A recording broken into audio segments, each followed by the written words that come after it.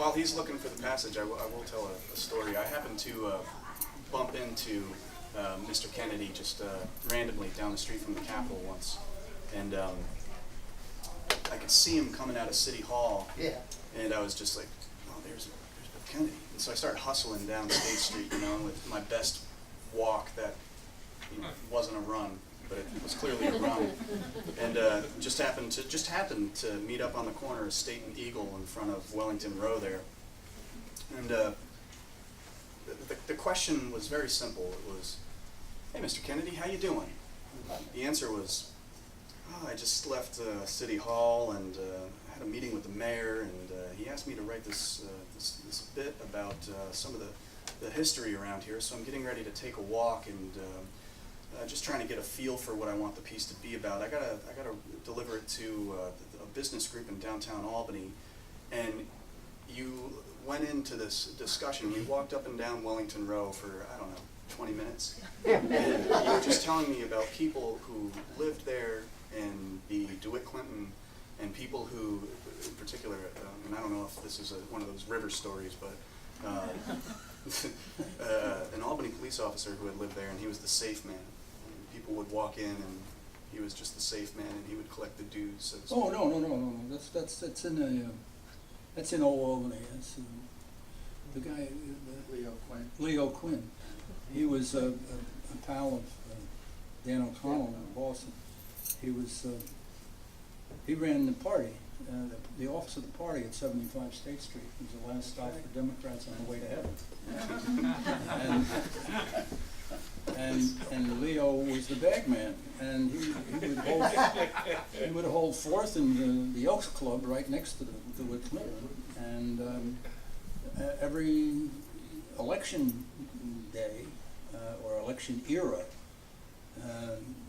I don't know when it started. Jack might be able to tell us this in a more detailed way, but in the days building up to the election, everybody who had a city or a county job would get in line in front of Leo Quinn and give him something like 3% of their salary for the year as a way of saying thank you, Mr. O'Connell, and for keeping me employed all year.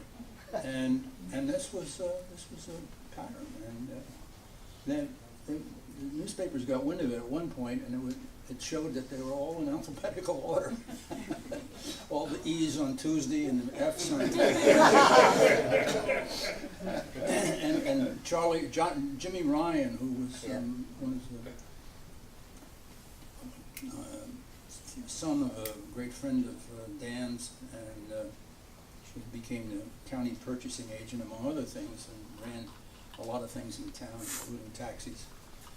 And the newspaper asked him about it, and he said, "Well, that's very unusual. Must be a coincidence. That's here on Tuesday."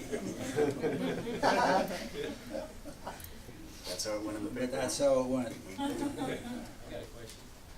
Now, I've been driving cabins down for over 30 years. I'm sorry? Nights. Drive a cab.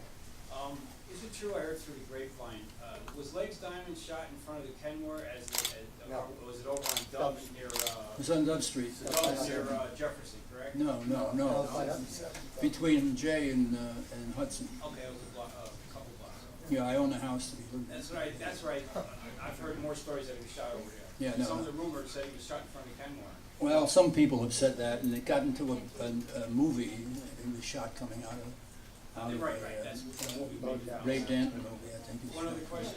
No, that's all wrong. They used to pick up the people and let's say the undesirables, okay, for a better term, and pick them up in school buses and give them $5 to register, and then when it was come time for voting day, they'd pick them up at the same place and give them $5 to vote for row A. Is that true? Oh, yeah, well, listen, that's one story. I mean, there's about 500 stories like that, you know. There's a taxi driver. Back in the day. Pardon? I heard this from many old-timer cab drivers that I used to talk to 30 years ago. Well, what? There was one cab driver who voted 105 times. He'd change his hat and put on voting place 5 times, whatever. Vote the dead. The names of the dead who are still on the list. Isn't that that was the way it was done. Yeah. This is Helen. Helen is dying. She's really, she knows she just came out of a restaurant, the Waldorf, and she couldn't hold anything except a sip of coffee. She couldn't even eat a piece of toast. So she's thinking of classical music, which she was educated in. She was going to Vassar, and she was going to become a musician of some sort. She played piano. She might have been a concert pianist. She could have been anything. And but then her father committed suicide, and her mother took the money that her father had put aside for her education and gave it to her brother, Helen's brother.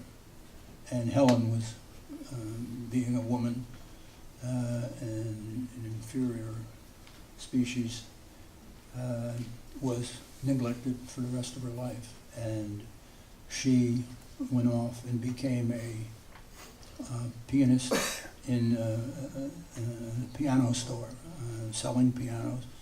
And then when she broke up, had an affair with the owner of the store, who was her lover for many years, and several years. And then when she broke up with him, she went off and started selling sheet music in the 10-cent store. And that's when she had that thing I just read a few minutes ago. But now here she is, and she's on what she wants to do. She's got about $11 or $12 in her pocket, that in her purse, that no, she has it in her brassiere, that her purse was stolen and it had another 20 in it. What she wants to do is go to Poulopoulos hotel and buy back her bag, which is all her belongings in the world, and some of Francis's. Francis Phelan. And she's just broken up with Francis and told him that he doesn't know she's broken with him, but he knows.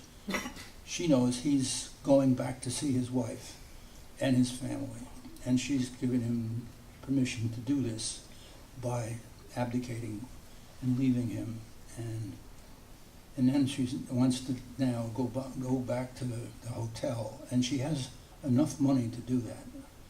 So she's walking along Broadway, and she passes the Modern Music shop, which used to be run by a fellow named Johnny Keel.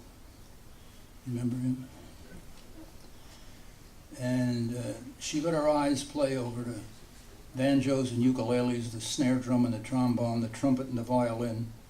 Phonograph records stood on the shelves above the instruments. Benny Goodman, the Dorsey Brothers, Bing Crosby, John McCormick singing Schubert, Beethoven's Appassionata. She went into the store and looked at and touched the instruments. She looked at the rack of new song sheets. Flatfoot Flugie, My Heart Belongs to Daddy. You must have been a beautiful baby. She walked to the counter and asked the young man with the slick brown hair, "Do you have Beethoven's Ninth Symphony?" She paused. "And might I see that Schubert album in your window?" "We do, and you may," said the man, and he found them and handed them to her and pointed her to the booth where she could listen to the music in private. She played the Schubert first, John McCormick inquiring, "Who is Sylvia? What is she? That all our swains commend her. Is she as kind as she is fair?" And then, though she absolutely loved McCormick, adored Schubert, she put them both aside for the fourth movement of the choral symphony. "Joy, thou spark from flame immortal, daughter of Elysium." The words tumble at Helen in the German, and she converted them into her own joyful tongue. "He that's won a noble woman, let him join our Julie." Oh, the rapture she felt. She grew dizzy at the sounds, the oboes, the bassoons, the voices, the grand march of the fugal theme, scherzo, molto vivace. Helen swooned. So she does actually faint, and a customer sees this and helps her, goes to her side immediately, and a clerk comes in and fans her with the Beethoven record jacket to give her some air, and the needle scratches, and that she's listening to Beethoven, and scratches in the end groove, and the music stopped, but not in Helen's brain.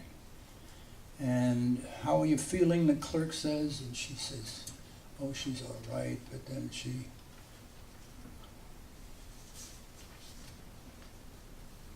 smiled, hearing flutes and violas. I think I'm all right. Will you help me up? Rest a minute, the girl said. Get your bearings. Would you like a doctor? No, thank you. I know what it is. I'll be all right in a minute or two. But she knew now that she would have to get to the room and get to it immediately. She did not want to collapse crossing the street. She needed a place of her own, warm and dry, and with her belongings near her. The clerk and the young woman customer helped her to her feet and stood by as she settled herself again on the bench of the listening booth. When the young people were reassured that Helen was fully alert and probably not going to collapse again, they left her. And that's when she slipped the record of the fourth movement inside her coat, under her blouse, and let it rest on the slope of her tumor that her doctor said was benign. She has a tumor that makes her look as if she's 9 months pregnant. And so it's said to be benign. But how could anything so big be benign? She pulled her coat around her as tightly as she could without cracking the record, said thank you to both her benefactors, and walked slowly out of the store. So she goes to Palumbo's Hotel, and she, Madison Avenue, and she redeems her bag for $6. And old Donovan is the night clerk there. He's an old crippled fellow, and he tells her that she can have a room for $1.50 for one night, or $2.50 for 2 nights. And Helen thinks, what if I don't die tonight? I'll need it tomorrow too. So she took the bargain rate, and it's left her with $3.35. Old Donovan gave her the key to the second floor room and went to the cellar for her suitcase. Ain't seen you much, Donovan said when he brought the bag to her room. We've been busy, Helen said. Francis got a job. A job, you don't say. Yes, we're quite organized now, you might describe it. It's just possible that we'll rent an apartment up on Hamilton Street. You're back in the chips. Mighty good. Francis coming in tonight? He might be, and he might not be, said Helen. It all depends on his work and how busy he might or might not be. I get it, said Donovan. So she opens the suitcase and she finds her kimono and she puts it on, and then she starts to wash herself. But before she could wash, she vomits. And then she vomits until there's nothing left in her stomach. And then she keeps vomiting, retching dryly, and then she takes a little sip of water so there's something to come back up. And finally it passes and she rinses her mouth, and she does wash herself and goes back to the threadbare carpet of the room, where she sits in the chair at the foot of the bed staring at the swan in one of the pictures on the walls and remembering nights in this room with Francis. And she recapitulates her life in many ways, back and forth, with Francis and people they knew.